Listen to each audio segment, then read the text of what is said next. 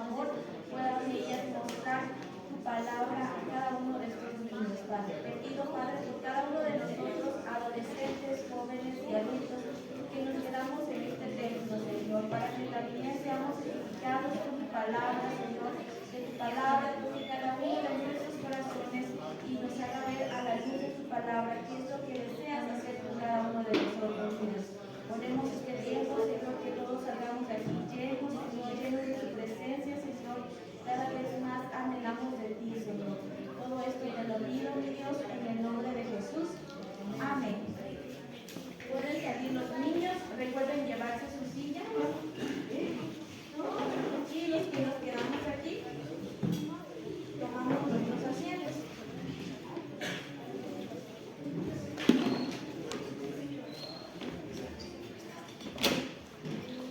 Esperamos a que se proyecte la primera diapositiva.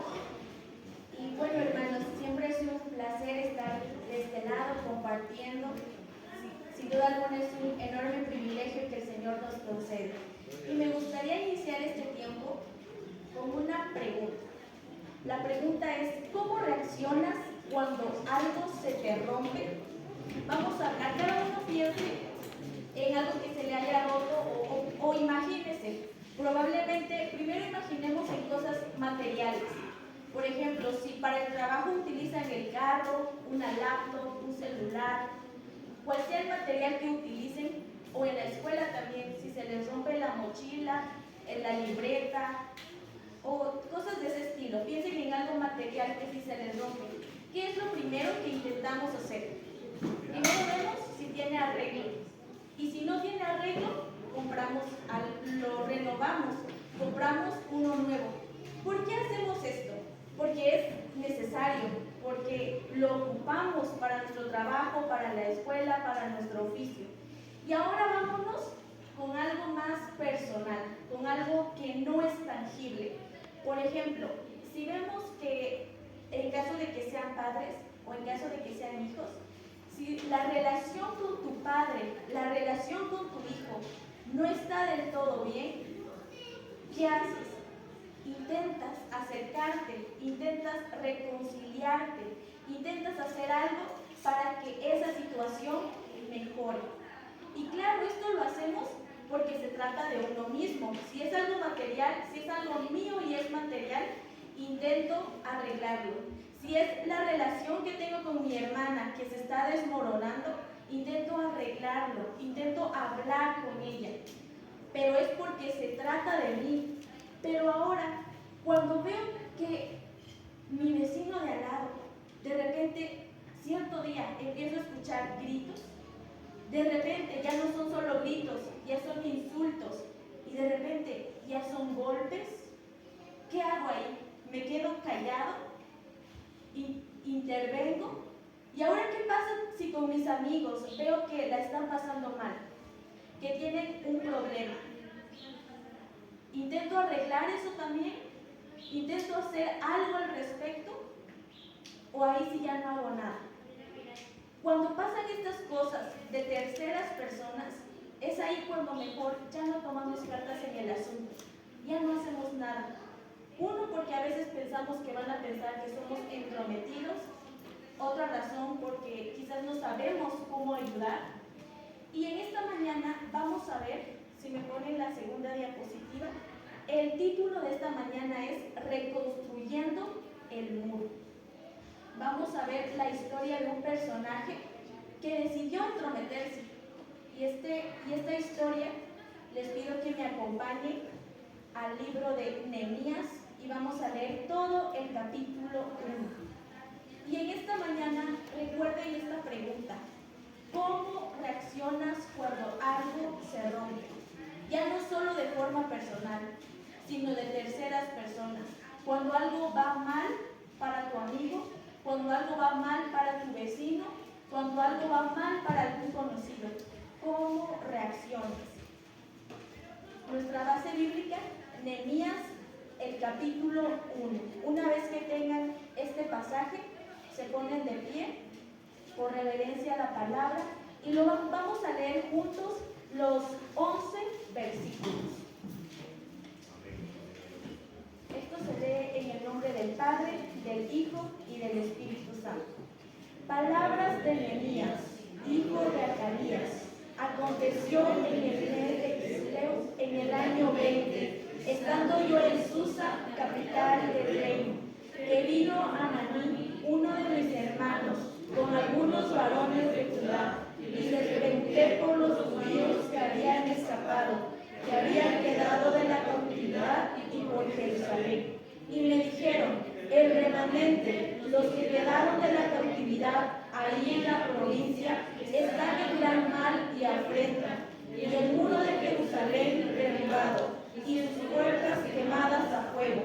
Cuando oí estas palabras, me senté y lloré, e hice duelo por algunos días, y ayuné y lloré delante de Dios de los cielos.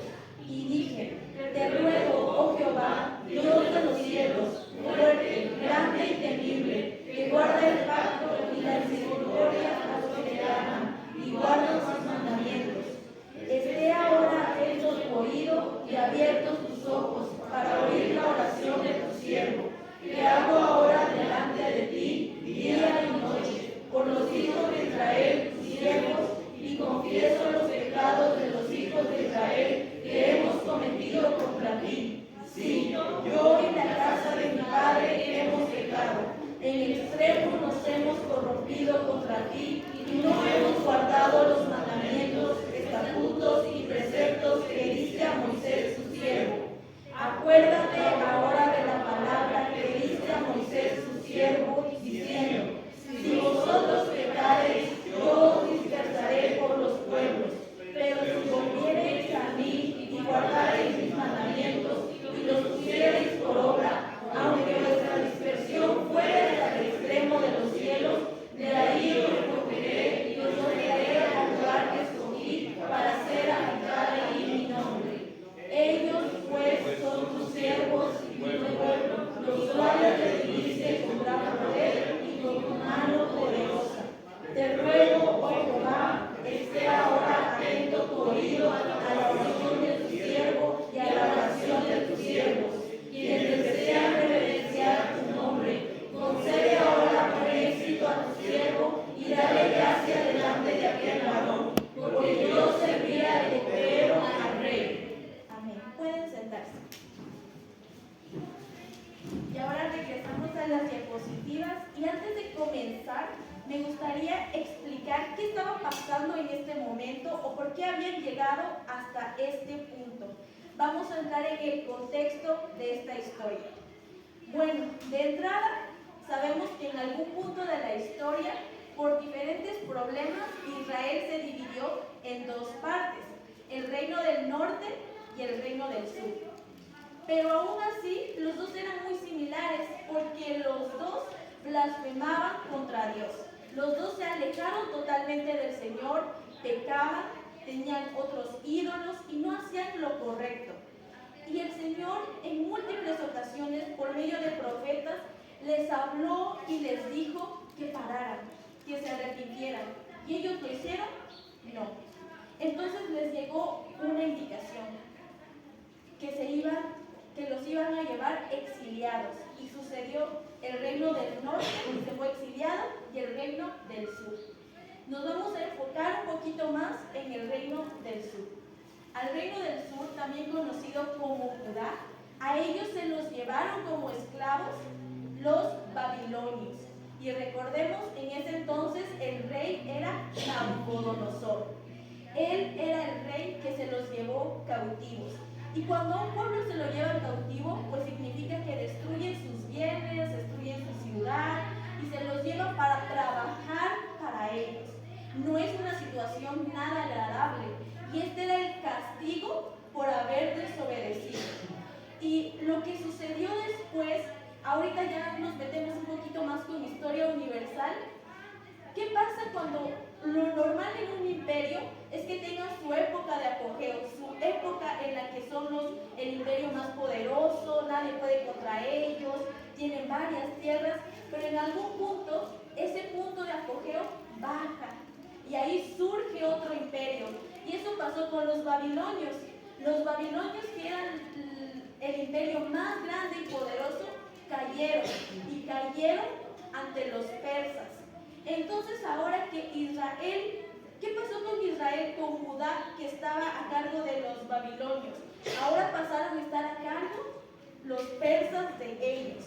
Y aquí, y todo esto no sucedió rápido, porque el exilio de Judá fue de 70 años. Lo resumimos rápido, pero realmente esto pues se llevó su tiempecito. ¿Y qué pasó aquí? Pues el Señor les hizo una promesa, así como les dijo que en algún momento se los iban a llevar exiliados por su mal comportamiento, también les dijo, yo los voy a recoger. Por mí van a regresar a habitar nuevamente Israel. Porque el Señor sí castiga cuando pues uno se porta mal, pero también es misericordioso. ¿Y quién fue el rey o cómo sucedieron las cosas para que ellos pudieran regresar del exilio? Esto ahora lo vamos a encontrar en Segunda de Crónicas al rey que utilizó el Señor para liberar a Israel. Segunda de Crónicas 36, 22. Ya son los últimos versículos de este libro de Crónicas. Lo leo y dice así. Mas el primer año del rey Ciro, rey de los persas, para que se cumpliese la palabra de Jehová por boca de Jeremías, Jehová despertó el espíritu de Ciro, rey de los persas, el cual hizo pregonar de palabra y también por escrito por todo su reino, diciendo, así dice Ciro, rey de los persas, Jehová, el Dios de los cielos, me ha dado todos los reinos de la tierra, y él me ha mandado que le edifique casa en Jerusalén, que está en Judá. Quien haya entre vosotros de todo su pueblo, sea Jehová su Dios con él, y suba. Es decir, el Señor utilizó al rey Ciro para que él reconociera que todo lo que él tenía era gracias a Dios. Y entonces él dio el permiso para que los judíos que quisieran se regresaran a Judá y edificaran nuevamente su templo. ¿Y de qué templo estamos hablando? Del templo que en algún momento edificó el rey Salomón. Porque todo este templo fue destruido cuando se los llevaron al exilio. Y pues es algo muy triste lo que pasó, porque este templo sabemos que estaba cubierto de oro. Realmente este era un templo hermoso, pero por el pecado de Judá es que lo destruyeron. Pero el Señor utiliza al rey Ciro para cumplir su palabra. Y es asombroso cómo desde este punto vemos cómo el Señor usa a quien le plazca. Sea un rey, él era un rey pagano. Él no era un rey que adorara a Dios, pero el Señor lo usó. Y entonces cuando Él lo usa, aquí van a entrar otros personajes. No se fueron todos de a montón, sino que se fueron por bloques. En el primer bloque, el que lideró este primer bloque fue Zorobabel. Y él fue, y con quienes se fue, reconstruyeron el templo de Jehová. Es decir, ahora sí van a centrar en la adoración. Y después el segundo bloque estaba liderado por Esdras. Esdras era un escriba, y a lo que se dedicaron con Esdras fue a reconstruir las casas. Pero hay algo que debemos de saber. Nosotros cuando construimos una casa, le ponemos el techo, las paredes, le ponemos ventanas, le ponemos las puertas, pero no podemos dejar las ventanas y las puertas así abiertas, porque si no, cualquiera va a poder entrar y robar lo que hay adentro, usurpar, rayar, destruir la casa. Y así estaba Israel, así estaba Judá. Ya tenían el templo, ya tenían las casas, pero no tenían la protección. ¿Por qué no había protección? Porque los muros no estaban edificados, probablemente estaban agrietados, porque pues ¿cuánto tiempo pasó? 70 años, pasó mucho tiempo y estaban desgastados esos muros. Y también quítenle lo que les pasó en el exilio, que quedaron destruidos gran parte de estos muros. Y todavía cuando las naciones de alrededor vieron lo que estaba pasando en Jerusalén, que esta nación que en su momento fue poderosa, estaba resurgiendo, a muchas naciones esto no les agradó y se aprovecharon que no tenían las murallas y atacaron Judá. Atacaron un pueblo que estaba tratando de volver a surgir, lo atacaron porque no estaban de acuerdo a los enemigos. Y es aquí donde comienza nuestra historia, donde comienza a describirse el libro de Nehemías. Como dato, el libro de Esdras, Nehemías y Esther van de la mano, porque son historias que sucedieron a la par. Y ahora vamos a ver qué dice el primer versículo. Vamos con la diapositiva número 4. El primer versículo dice: palabra de Nehemías, hijo de Acalías, aconteció en el mes de Kisleu, en el año 20, estando yo en Susa, capital del reino. Realmente es una ayuda enorme cuando un libro nos da estos datos, porque nos pone en un lugar, en un momento específico de la historia. Además de que estos datos le dan un plus. ¿Por qué? Porque para aquellos que no llegan a creer en la Biblia o que dudan de la veracidad de la Biblia, el poner estos datos nos da una fecha exacta de dónde ir a buscar, a qué archivos acudir, y con esto comprobamos la veracidad de la Biblia. Y ahora si nos vamos a ver qué nos dicen estos datos, lo primero que nos dice es que esto sucedió en el mes de Kisleu. Este era parte del calendario persa y abarcaba del 15 de noviembre al 15 de diciembre aproximadamente. Es decir, si estuviéramos en aquella época, ahorita estaríamos en ese mes, en el mes de Kisleu.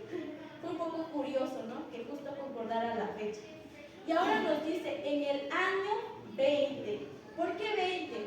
Bueno, en esta época se utilizaban los años de acuerdo al monarca que estuviera. Es decir, era el año 20 del reinado de, y en este caso el rey era Artajerjes.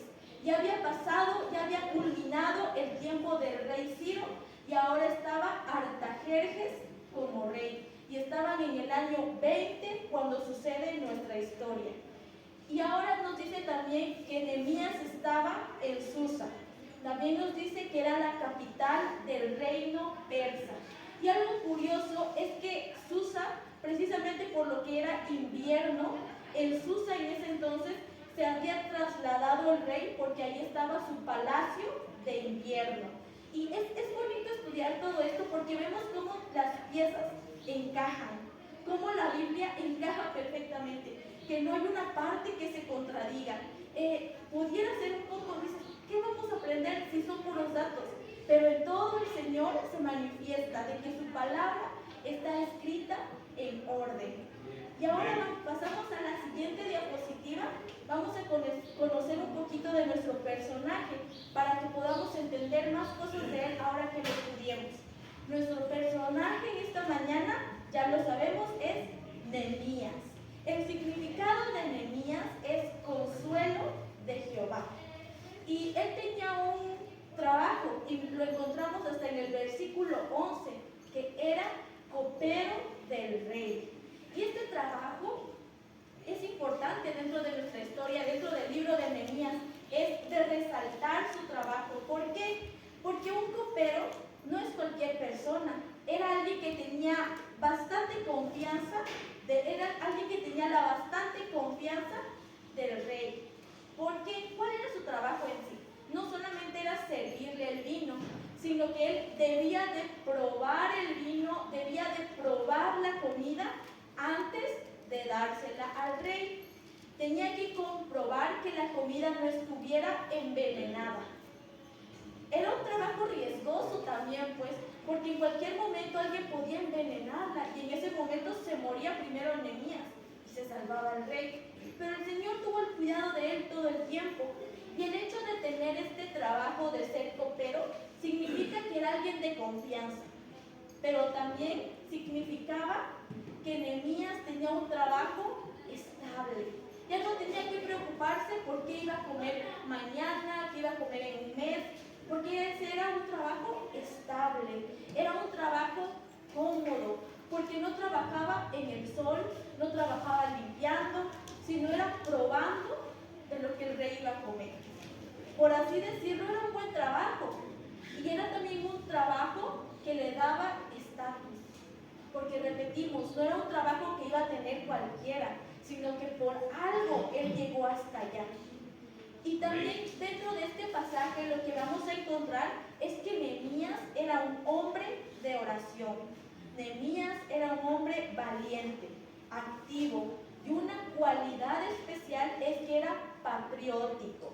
Ahorita quizás con la lectura ya entendimos por qué es patriótico. Y bueno, este es nuestro personaje Nehemías, algunas características a grandes rasgos. Vamos a seguir estudiando el versículo 2. Nos quedamos en nuestra historia en que Israel, en Jerusalén, estaba resurgiendo otra vez. Los judíos trataban de arreglar el templo, las casas, pero estaban desprotegidos.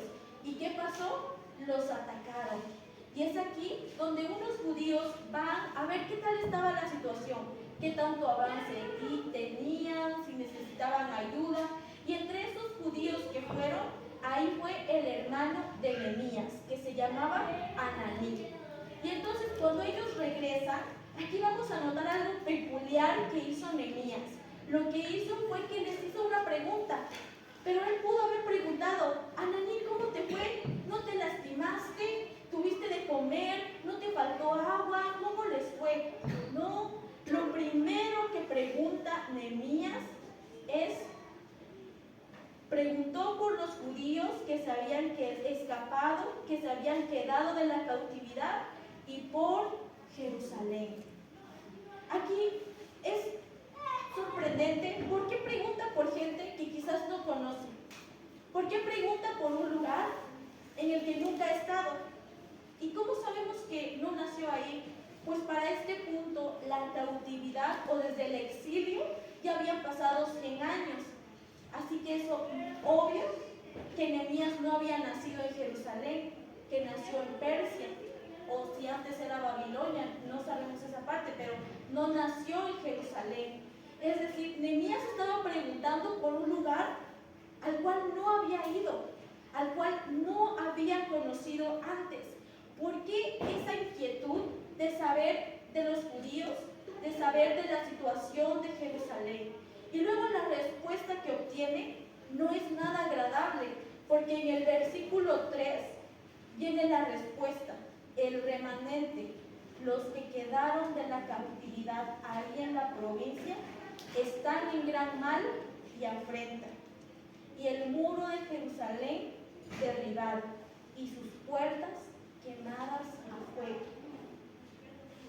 Nehemías tal vez esperaba: no, ya van creciendo, ya era una respuesta que esperaba, pero sin embargo lo que recibió fue: van de mal en peor, están desanimados, ya no hay muralla, la puerta está quemada, se está cayendo pedazos Jerusalén. ¿Por qué a Nehemías le importaba tanto lo que sucedía en Jerusalén? Hay dos razones por las que esto pasara. Un mandato que el Señor le dio a los israelitas desde el pacto con Moisés fue que transmitieran de generación a generación lo que Jehová había hecho por ellos. Y había muchas cosas que les podían contar ellos a sus hijos. Estaba lo de la historia de Abraham, la historia de los patriarcas, lo que vivieron en Egipto con las 10 plagas, cómo abrió el Mar Rojo, cómo pasaron sus 40 años en el desierto, cómo conquistaron la tierra prometida. Había muchas señales de prodigios y maravillas que los padres israelitas debían transmitirle a sus hijos. Y yo me imagino que aún en la cautividad esto debía estar aún más presente para que sus hijos tuvieran una verdadera identidad. Y muy probablemente es lo que pasó con Nehemías, del por qué tenía ese gran valor patriótico por Jerusalén, por Judá. Pero también no se quedó solamente con eso. Él buscaba continuamente al Señor, porque algo que leemos en estos pasajes a resaltar esto en Nehemías. ¿Por qué? Porque si recordamos, el trabajo que él tenía era de copero. Y el rey seguramente lo tenía a su lado todo el tiempo. Es decir, era un trabajo también agotador, era un trabajo que lo absorbía, pero aún así esto no importaba para que él buscara del Señor. Muchas veces nosotros nos quejamos y decimos, es que mi trabajo es agotador, es que no me da tiempo de leer la Biblia, es que no me da tiempo de orar, no me da tiempo de buscar porque el trabajo me absorbe. Aquí la pregunta, ¿acaso eres el copero del rey? No. Siendo Nehemías el copero del rey, él buscaba el tiempo para aprender del Señor, para alimentarse aún más. No debe haber una excusa en nosotros para no buscar del Señor, para ser llenos de Él, llenos de su conocimiento, llenos de su Espíritu Santo. Y eso es lo que nos enseña primeramente Nehemías, el buscarlo fervientemente. No importando la posición, el estatus que tengas, tú debes de buscar del Señor, pase lo que pase. Así tengas unos 10 minutos, esos 10 minutos en algún momento se van a convertir en media hora si le echamos ganas. Pero no debemos de poner esa excusa de que la escuela o el trabajo son agotadores, porque siempre hay tiempo para el Señor. Y en esto Nehemías nos da un ejemplo. Y a pesar de que Nehemías no había visto, no había conocido a estos judíos, no había conocido Jerusalén, Nehemías no vivía en la ruina, Nehemías vivía en el palacio, pero le dolía lo que sucedía en Jerusalén como si él lo estuviera viviendo. Él vivía en un palacio con comodidades, pero su pueblo estaba en ruinas. Y eso era lo que le dolía, eso era lo que lo preocupaba. Y a partir del versículo 4, ahora vemos a Nehemías, ¿qué es lo que hace con esto que le dice su hermano? El versículo 4 que nos dice, cuando oí estas palabras, me senté y lloré, e hice duelo por algunos días, y ayuné y oré delante del Dios de los cielos. Vamos a resaltar algo que dice que, y lo hizo por algunos días. Aquí solo dice unos días, pero realmente no fueron unos días. Tenemos una idea aproximada de cuánto fue. ¿Por qué? Porque ahora en el capítulo 2, en el versículo 1, nos dice que sucedió en el mes de Nisan, en el año 20 del rey Artajerjes, que estando ya el vino delante de él, tomé el vino y lo serví al rey. Y como yo no había estado antes triste en su presencia, me dijo el rey, ¿por qué está triste tu rostro? Es decir, ya era otro tiempo, ya era otro mes, era el mes de Nisan, y él seguía triste. Y estudiando los tiempos del primer mes que se nos menciona, de Kisleu al Nisan, Nisan es aproximadamente entrando a la primavera. Entonces vamos a decir que era por finales de marzo. Y si esto de Kisleu pasó más o menos entre octubre y noviembre, son varios meses que estuvo Nehemías con esta situación triste. No fue de que le dieron la noticia y en su momento se puso triste al momento, a lo mejor ese día, y ya después se le pasó porque se acordó que estaba en el palacio y que él no sufría eso. No, él siguió con esa tristeza, él siguió con ese dolor, con esa angustia, con esa preocupación por sus hermanos judíos, por su ciudad, por su país. Estaba con esa preocupación continua. No fue algo de un rato. ¿Y qué hizo? Ayunó y oró. ¿Cuántos hoy en día están en ayuno? Él le entregó esa petición al Señor. Y a partir del versículo 5 ahora empieza la oración de Nehemías. Si pone la diapositiva 7, por favor. Aquí vamos a desglosar la oración de Nehemías. En el versículo 5, Nehemías empieza de una forma muy hermosa su oración. Te ruego, oh Jehová, Dios de los cielos, fuerte, grande y temible, que guarda el pacto y la misericordia. Nos vamos con la primera parte. Jehová, Dios de los cielos, fuerte, grande y temible. Él empieza su oración reconociendo quién es Dios, reconociendo el poder de su Salvador, de su Señor, de Jehová. Recordando la prédica de hace unas semanas de la oración de Ana, ella inició también de una forma similar. Ana llamó al poderoso Jehová de los ejércitos de Israel, porque ella se sentía en ese momento necesitada al Dios poderoso, y fue a quien ella acudió. Ahora, por su parte, también Nehemías llama de una forma muy peculiar al Señor, reconociendo su poder, Dios de los cielos. ¿Y qué le dice? Fuerte, grande y temible. Las oraciones tanto de Ana como de Nehemías tienen algo en particular. Empiezan reconociendo el poder de Dios. Y esto es algo clave también, porque en la oración modelo que nos dejó Jesús, Él también inicia reconociendo al Señor. Es decir, nuestras oraciones deben iniciar reconociendo quién es Dios para nosotros, lo que ha hecho Dios para mí, lo que ha hecho Dios para ti. Así deben iniciar nuestras oraciones. Quizás en algunas ocasiones traemos luego nuestra necesidad. Dios, dame esto. Dios, quiero esto. Dios, ayúdame con esto. Sana a él, Dios. Pero en estos ejemplos vemos cómo tanto Ana como Nehemías exaltan el nombre de Dios. La segunda parte ahora dice que guarda el pacto y la misericordia a los que le aman y guardan sus mandamientos. Él ahora empieza a meter el pacto, empieza a meter que Dios es misericordioso, porque es una cualidad con la que el Señor se mostró al pueblo de Israel en múltiples ocasiones. Siempre fue misericordioso, siempre fue bueno con ellos, a pesar de su mal comportamiento.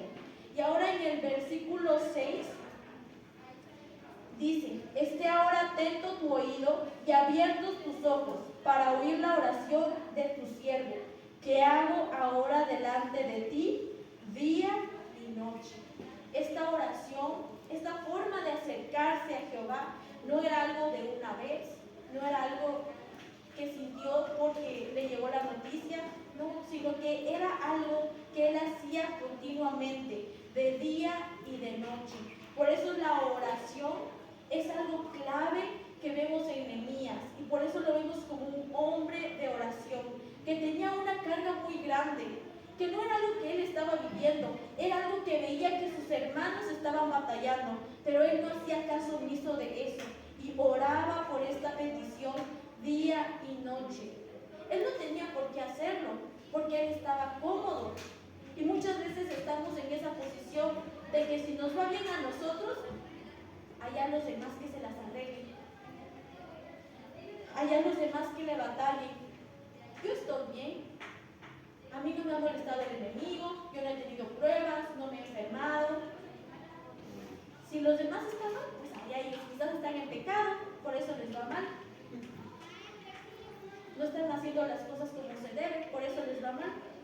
Nehemías no tomó esa postura. Que gente que ni conocía, un lugar al cual no había visitado, pero se preocupaba por todos ellos, y esta oración la elevaba noche y día. Continuamos, y ahora extiende esta oración ¿por quiénes? Por los hijos de Israel, tus siervos.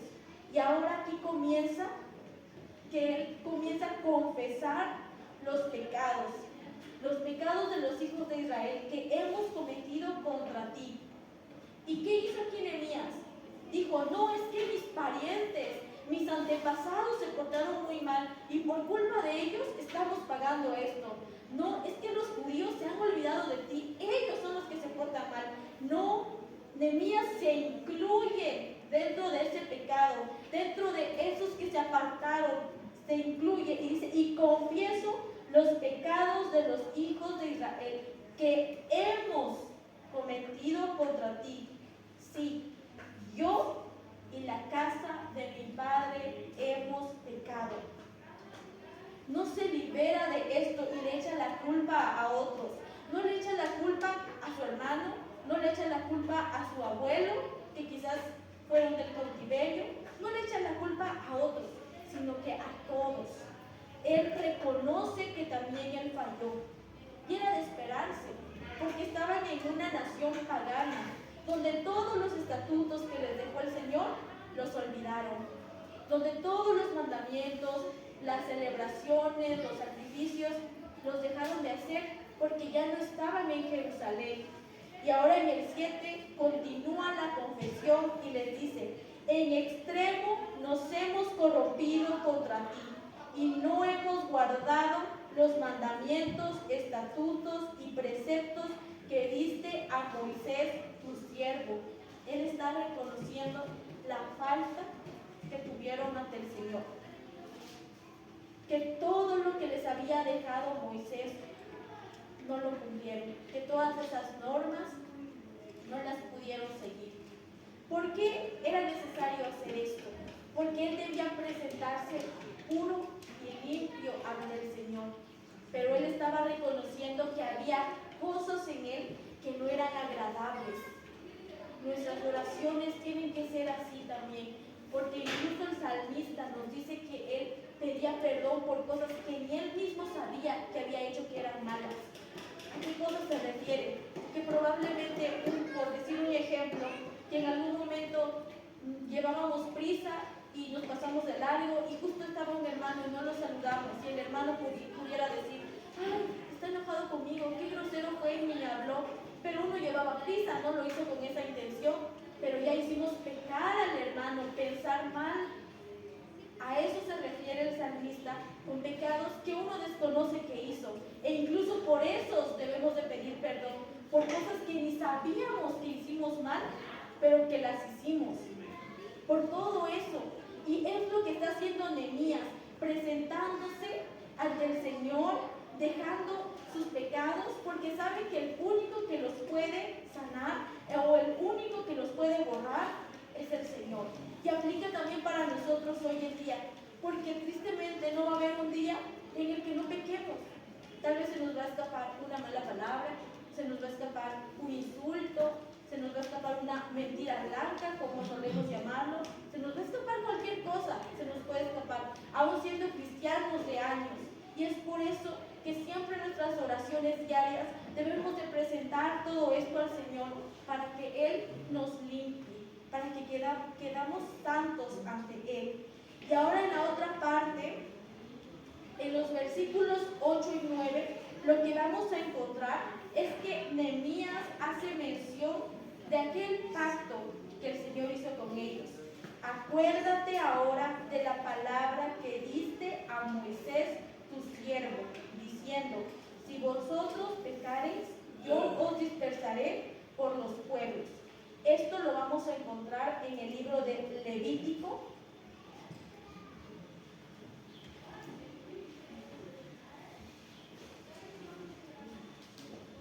Levítico 26:33.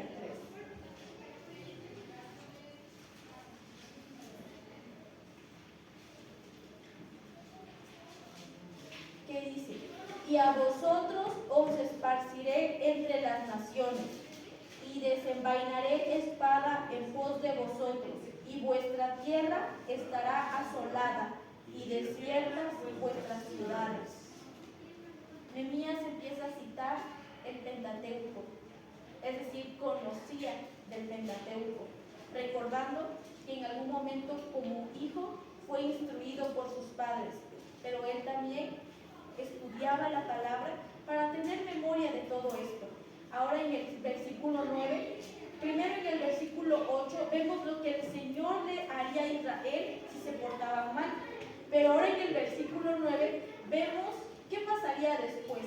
Pero si volviereis a mí y guardareis mis mandamientos y los pusiereis por obra, aunque vuestra dispersión fuere hasta el extremo de los cielos, de ahí os recogeré y os traeré al lugar que escogí para hacer habitar ahí mi nombre.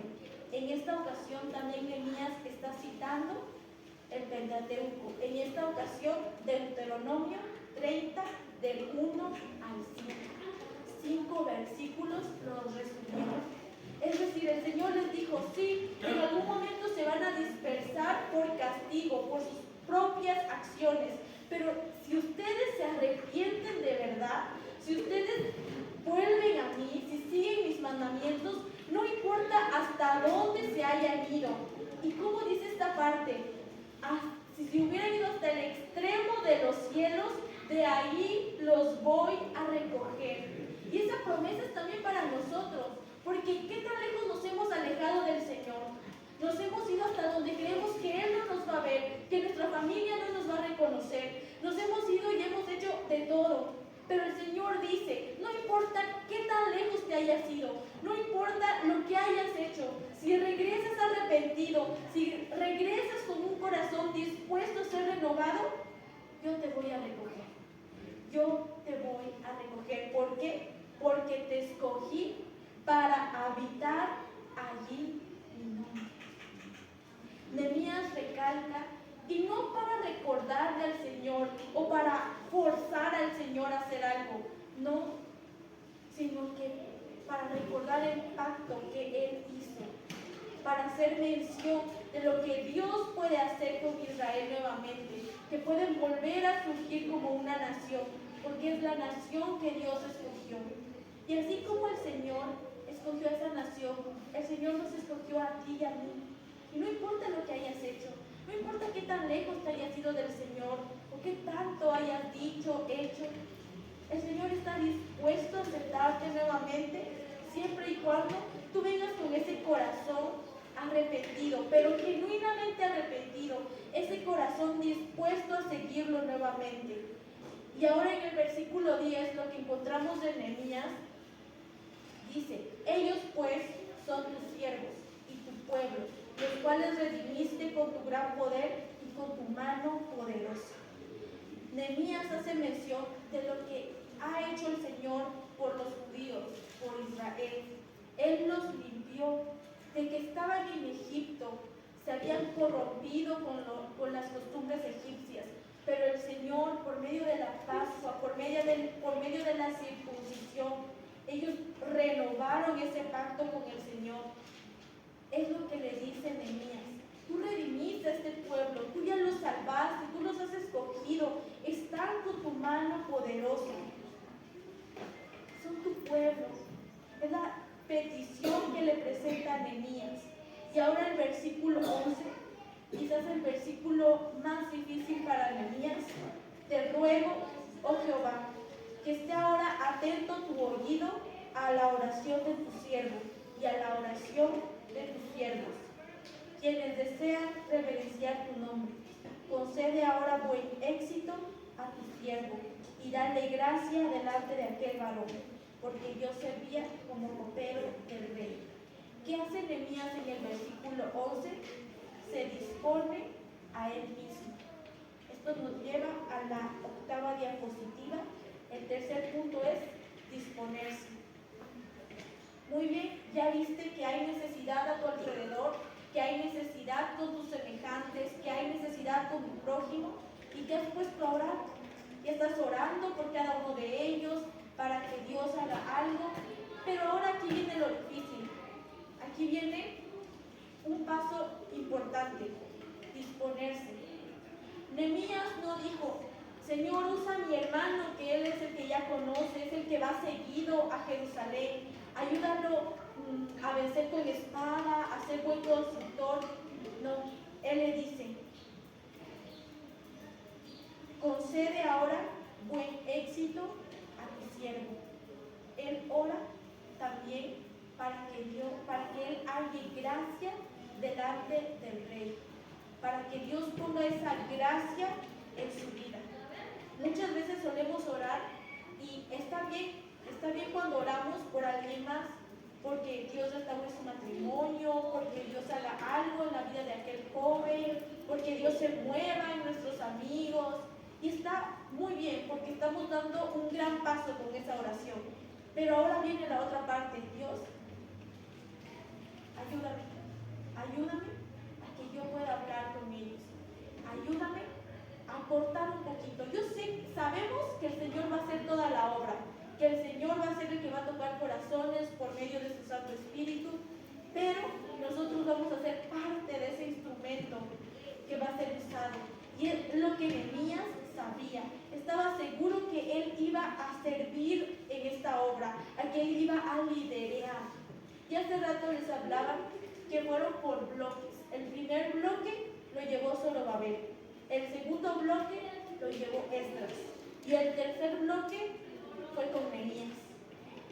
Nehemías no fue a ciegas, Nehemías no fue así de pura chiripada, sino que Nehemías oró y no oró solamente una vez.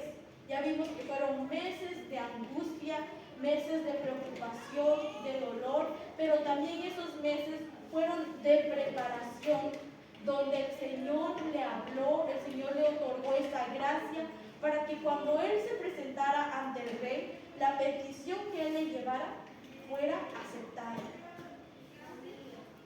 Y ahora, ¿cómo llevamos a la práctica esto? Con 3 palabras: ve, ora y actúa. Ve lo que está pasando a tu alrededor. Si a ti te va muy bien, si todo en tu vida marcha súper bien, si todo en tu familia va de maravilla, están creciendo en el Señor, es una enorme bendición eso. Pero ahora mira a tu alrededor, hay necesidad.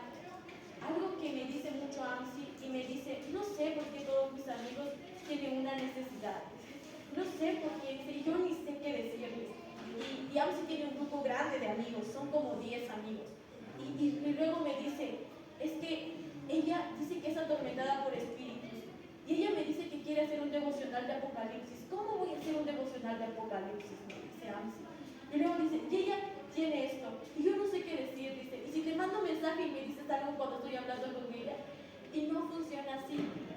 Y me dice, es que tus amigos son más fáciles. Dice, tus amigos no tienen esto. Pero es porque a ella le tocó estar ahí por una situación. Ella está ahí por algo. Ella ya vio la necesidad. ¿Y ahora qué le corresponde a Amsi? Orar. Orar y orar y orar. Y buscar del Señor noche y día. Para que en su momento ella tenga que actuar. Porque no va a ser Amsi la que va a estar hablando. No va a ser Amsi la que va a llevar esa palabra de bendición o esa sabiduría, esas palabras de aliento. No, va a ser el Señor que la va a usar.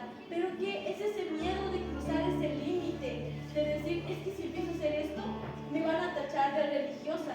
Porque inclusive cuando dicen algo de Dios, me dicen, ay, hay que tener cuidado porque aquí está Amsi. Y dice, a veces no sé qué decir cuando me dicen eso. Es una responsabilidad enorme. Tener muchos amigos, tener compañeros de trabajo. Curiosamente, yo no tengo compañeros de trabajo, yo estoy solita. Entonces así es algo con lo que a ella el Señor la ha puesto en ese lugar por algún motivo. Porque ella va a ser de bendición. Que le está costando mucho. Y para todos es así, a todos nos cuesta, a todos decimos, ¿qué voy a decir? ¿Qué palabras de sabiduría voy a tener yo? Pero va a ser siempre el Espíritu Santo del Señor hablando por medio de cada uno de nosotros. Lo que te mueve a orar, te moverá a actuar. No seamos insensibles ante lo que pasa a nuestro alrededor, ante lo que pasa a nuestros vecinos, ante lo que pasa en la sociedad. No seamos insensibles. Hay mucha necesidad.